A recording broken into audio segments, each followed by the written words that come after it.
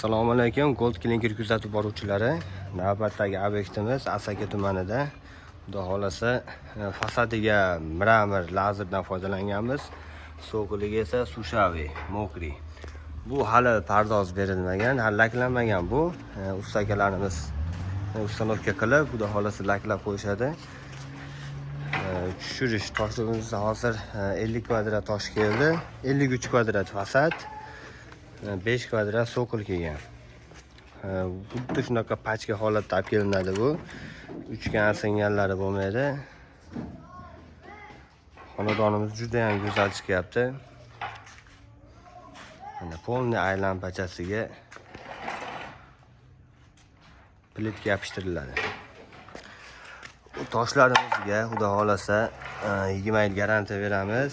Xuddi shunaqa ko'rinishda bo'ladi. Buni ustanovka qilish juda ham oson. Mana shunday olib kelinadi. Buni qo'yiladi, bo'ldi. Buni uyda egasi ham o'zi qilaveradi. Xudo xolasa. Bu birinchi ishi ekan usta akamizda. Birinchi ishidan juda ham tekis holatda chiqqan. Juda ham chiroyli.